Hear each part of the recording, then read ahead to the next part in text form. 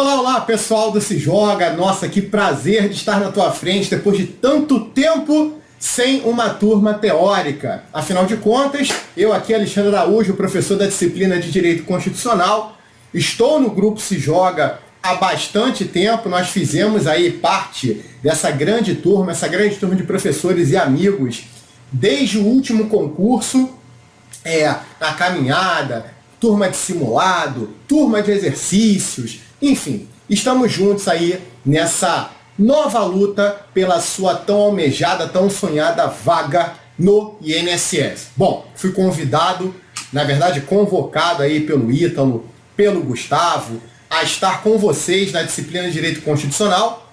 E aí a gente vai trocar aquela ideia muito importante, aquela ideia inicial de Araújo. Eu estou aqui para fazer uma prova de Direito Constitucional, beleza?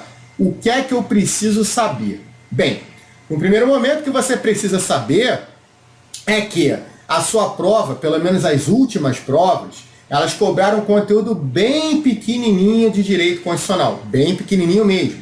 Somente a parte dos direitos e garantias fundamentais. Alexandre, você acha que esse vai ser o conteúdo programático da minha prova? De coração, continuo achando que sim. No máximo, vou incluir um poder executivo. Ah, Alexandre, se incluir em poder executivo, você vai me abandonar? Nunca, tá? Eu só solto a tua mão, como diz um grande amigo meu, professor de concurso também, para assinar o termo de posse. Então é junto até lá, entendeu? Então, galera, é o seguinte. Nós vamos estudar direitos e garantias fundamentais, toda a parte do título 2 da Constituição Federal, a parte da ordem social ligada à Seguridade Social será com o nosso queridíssimo Ítalo Romano, beleza?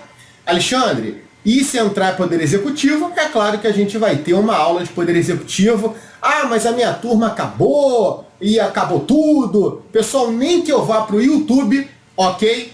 Faço uma aula ao vivo para vocês de Poder Executivo, mas a gente está junto, tá? Sem demagogia. O nosso objetivo aqui é que você seja aprovado e tenha a sensação que eu tive, que Gustavo teve, que Ítalo teve, de lograr êxito, que Flaviano teve, né? De lograr êxito em uma vaga tão disputada nos concursos públicos. Beleza? Tranquilo? Pessoal, para quem não segue, me siga lá no Instagram, @prof. Alexandre Araújo. Sempre tem uma dica de direito constitucional, sempre tem uma live, sempre tem alguma coisa relacionada ao direito constitucional. Também, obviamente, um pouco da minha vida privada, mas aí se você quiser, você deixa passar.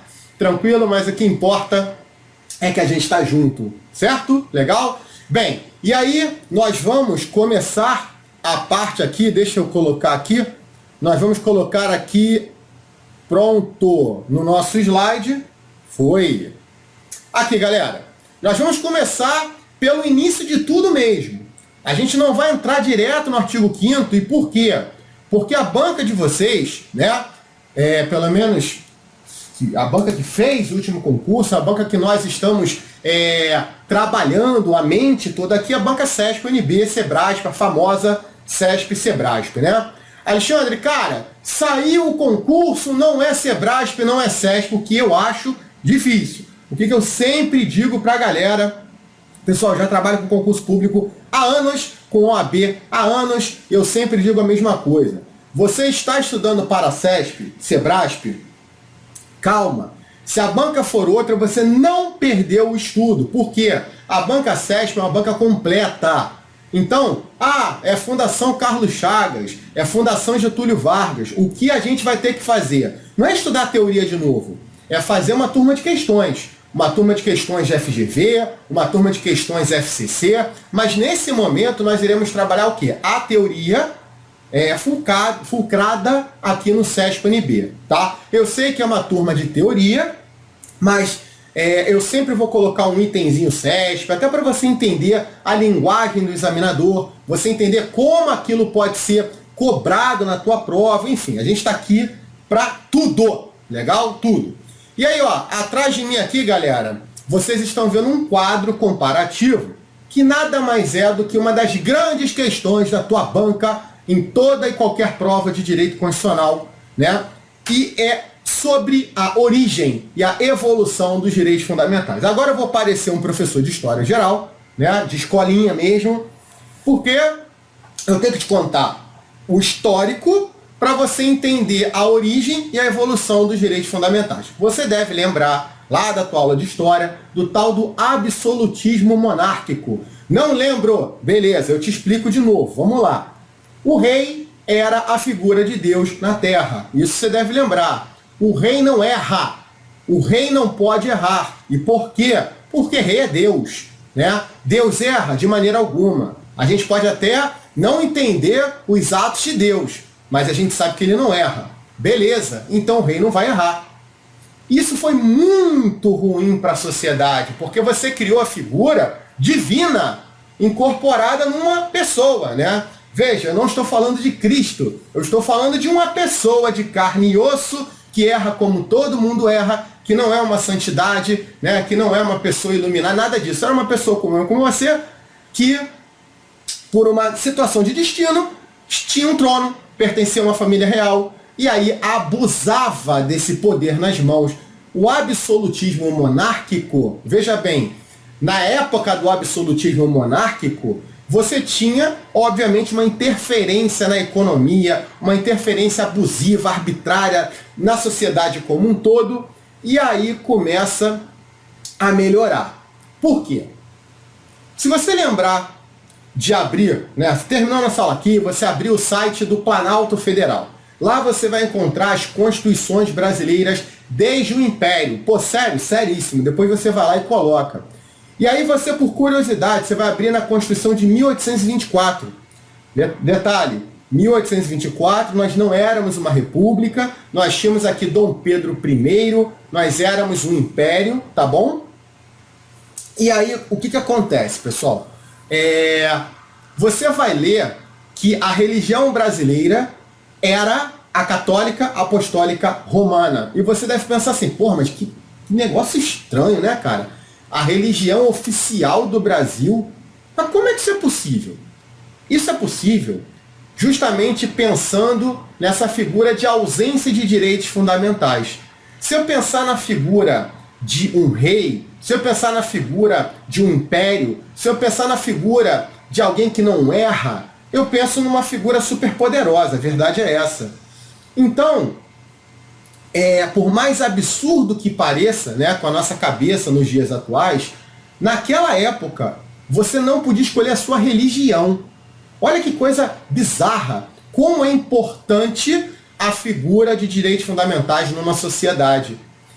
Galera, você imagina você hoje não poder rezar a sua reza, ter a sua crença, orar para o seu Deus. Você imagina que coisa absurda. E isso acontecia. E aí a gente começa a entender melhor a ideia da santificação dos orixás. Eu respeito toda e qualquer religião. Eu venho falando de religião agora porque eu entendo que religião é algo muito íntimo da pessoa, é uma coisa muito cara pra gente dá muito valor à nossa religião. E é claro que eu respeito também aquele que não acredita em Deus, e isso tem a ver também com a nossa aula de artigo 5º, mas o que eu quero mostrar para vocês é o seguinte: você imagina chegar da África na condição de escravo, tá bom?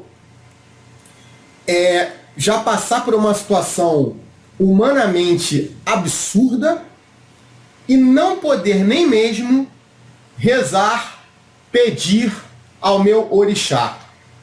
E aí, ao chegar aqui no Brasil, os africanos olharam santos, né?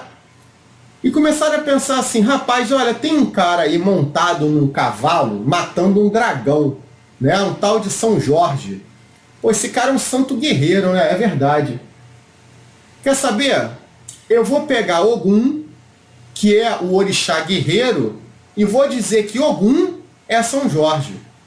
O que eu quero mostrar para vocês: o fato de não ter a liberdade religiosa fez com que os africanos, ao chegar no Brasil, e aquela necessidade de continuar praticando a sua religião, aquela necessidade fez com que eles santificassem os orixás.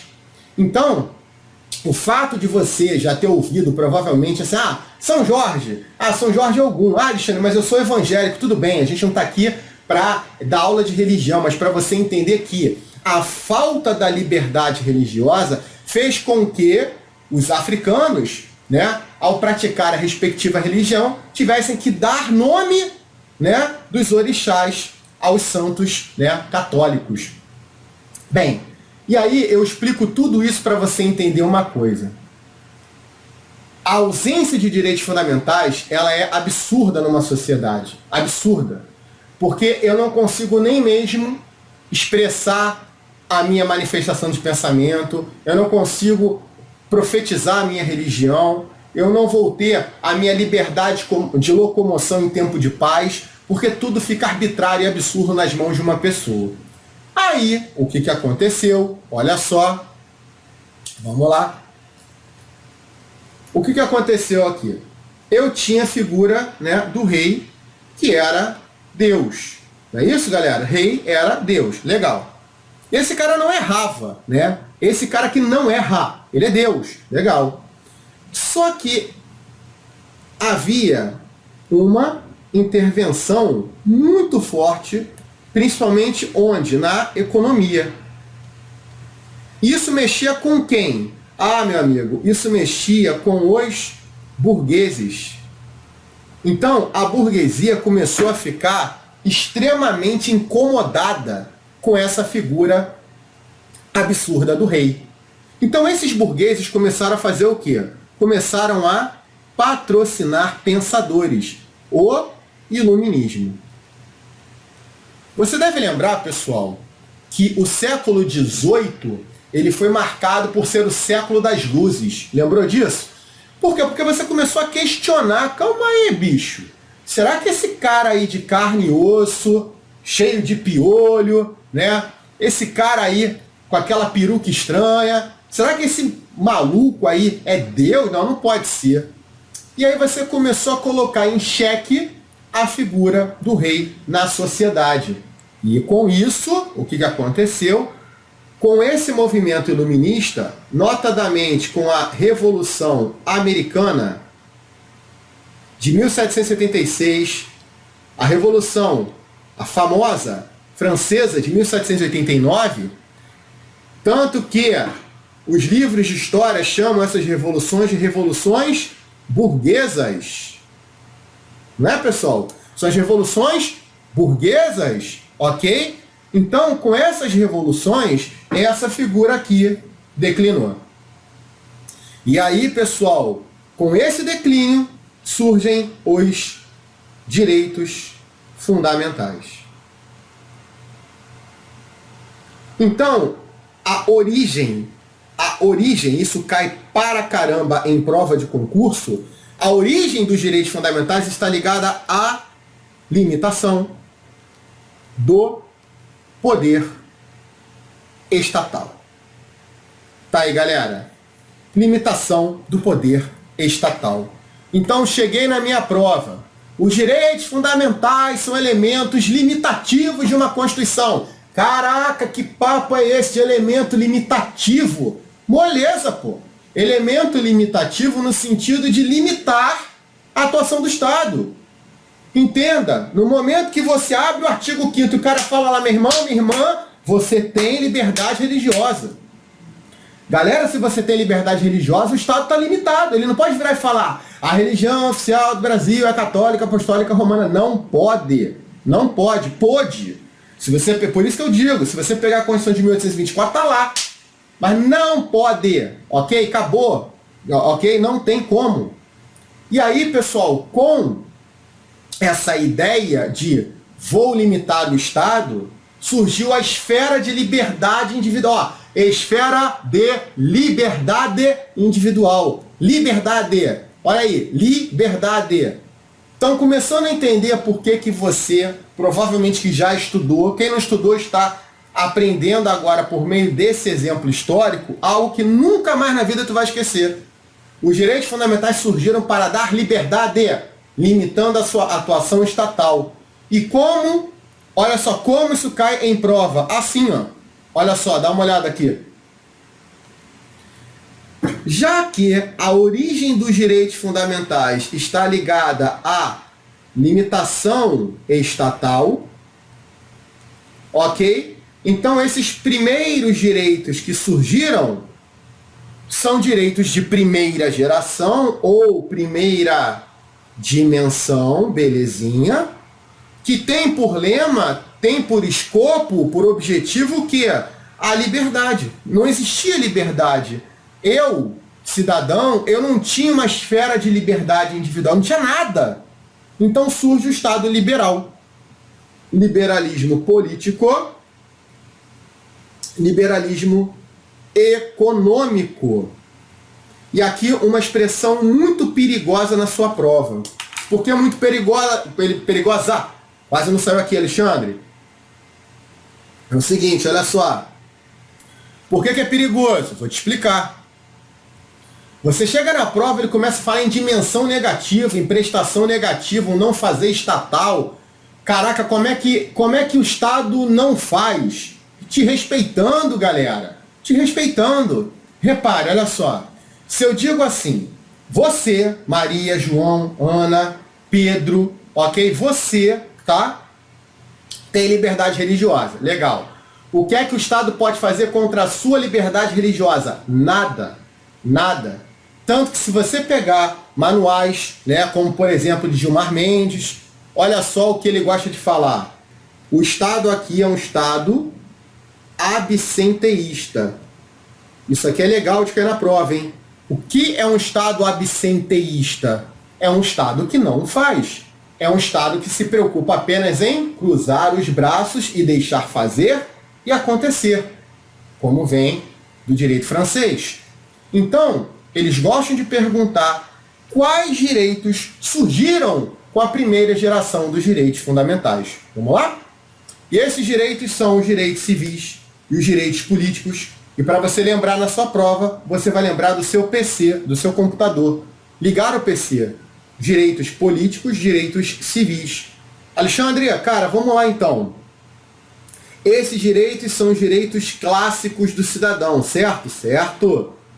Exemplifique, já está aqui embaixo, ó. Liberdade de religião, liberdade de locomoção, liberdade de expressão, liberdade de manifestação do pensamento, direito de propriedade, ok? Eu tenho aqui vários e vários direitos de primeira geração. Beleza. Em relação à primeira geração, é isso que cai na sua prova, só que ele gosta muito do pós, né? Como assim do pós?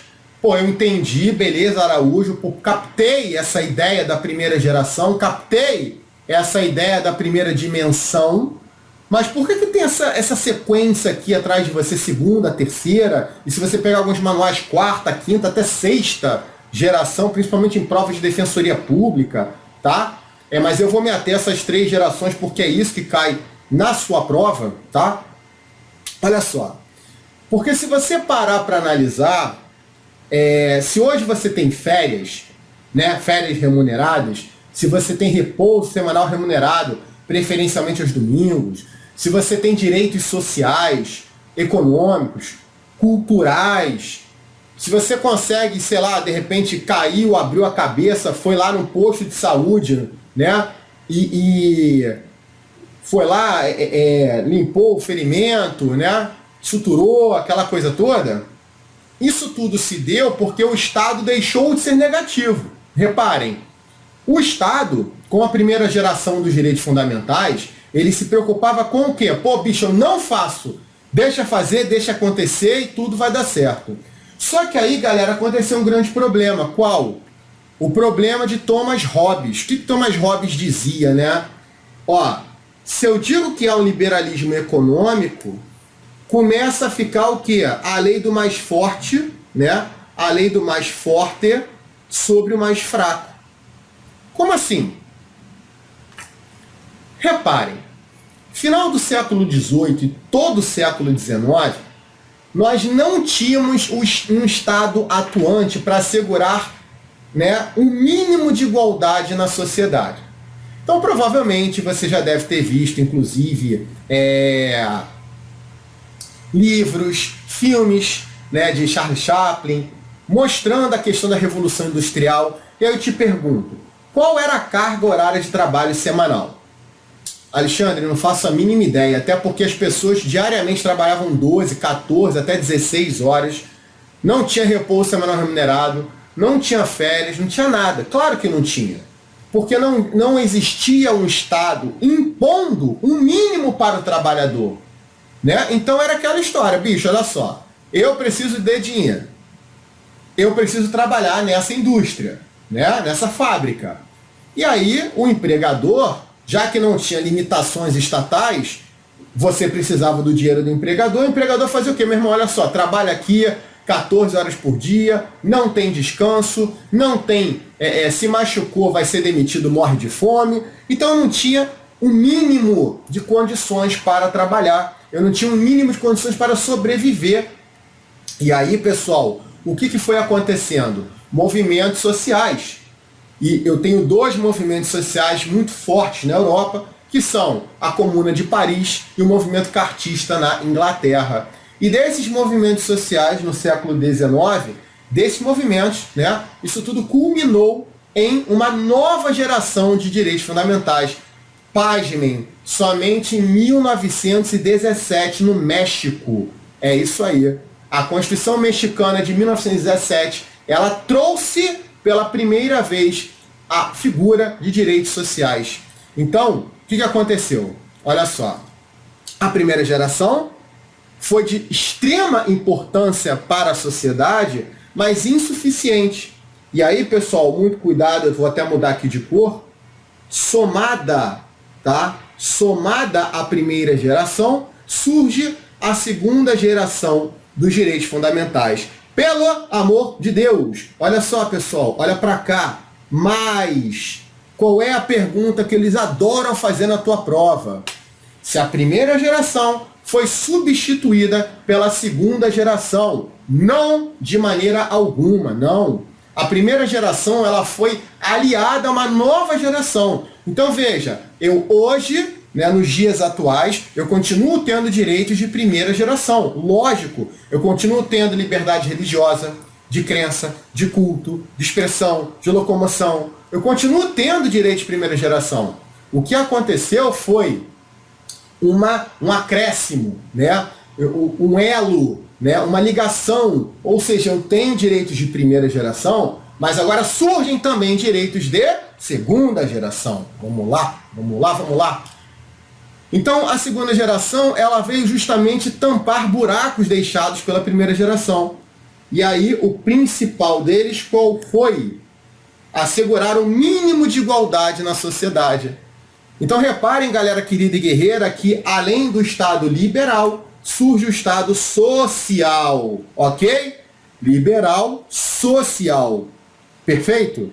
Então, pessoal, dito isso, né, eu tenho o liberal, eu tenho o social e eu tenho prestações aqui, ó, positivas.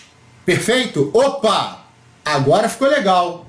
Reparem, já que eu tenho prestações positivas, eu não tenho mais um Estado apenas absenteísta. Agora o Estado é absenteísta quando deve ser absenteísta, e agora o Estado também pode fazer o quê? Atuar positivamente. Porque pense em educação, pense em saúde. Como o Estado vai ser absenteísta atuando na educação, atuando na saúde, no saneamento? Não tem como. Concordam? Não tem como.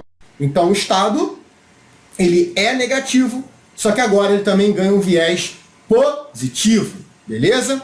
Araújo, quais são os direitos da segunda geração, da segunda dimensão dos direitos fundamentais? Olha aí, direitos sociais, econômicos e culturais. Pressione o ESC, econômico, social, cultural. Alexandre, pressione o ESC, sim. Liga o PC, depois pressiona o ESC. Me dá aí exemplos, professor? Com certeza. Saúde, previdência, assistência, tá bom? Educação e por aí vai. Tá bom? Beleza? Então, fica muito claro que os direitos de segunda geração não foram substituidores, sucessores da primeira geração. Não. Os direitos de segunda geração se aliaram aos direitos de primeira geração.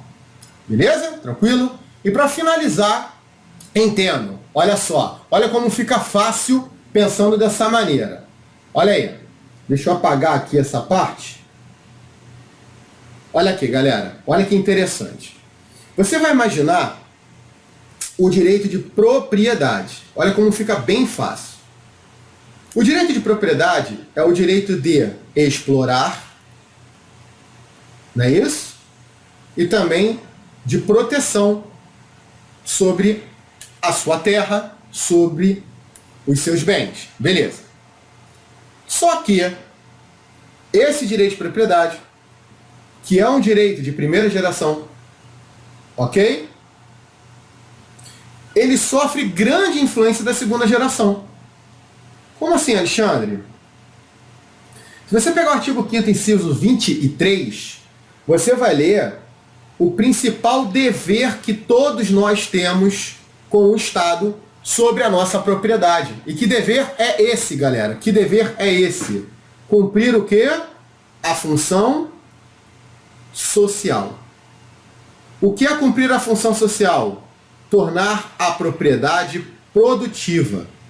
Então repare, é direito de primeira geração o direito de propriedade, tudo bem? Só que ela sofre grande influência de segunda geração, no sentido de que a propriedade deve atender à função social. Olha aí o Estado social. E além disso, agora surge a terceira geração dos direitos fundamentais, preocupada com o quê? Preocupada com a coletividade. Mas como assim, Alexandre? A propriedade se preocupar com a coletividade.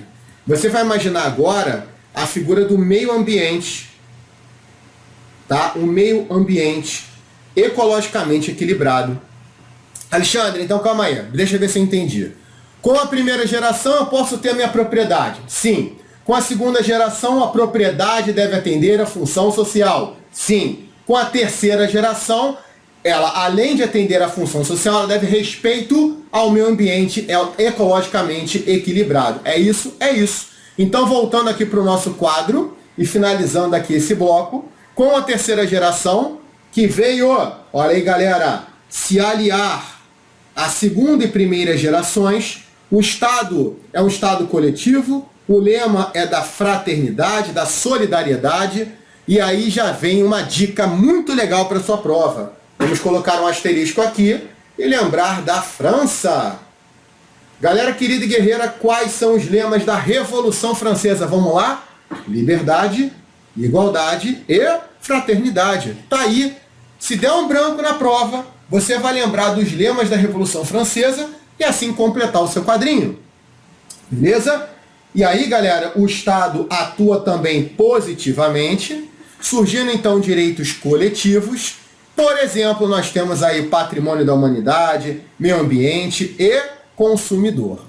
Só para finalizar o nosso bloco, existem realmente estudos de outros autores em quarta geração, quinta geração, sexta geração, direito à felicidade, mas galera, nada disso está efetivamente sedimentado pelo STF. O que está sedimentado pelo STF são essas três gerações, né? A quarta geração de Norberto Bobbio, a quarta geração de Paulo Bonavides, a quinta geração de inteligência artificial de Antônio Carlos Volckmer. Então, é muita coisa que não aparece nesse tipo de prova, tá? Como eu disse, isso aí é uma questão mais voltada à defensoria pública, a defensor público, então não é o seu objetivo de vida, pelo menos atualmente. Legal? Beleza? Tô contigo, não abro, tudo vai dar certo e a gente volta.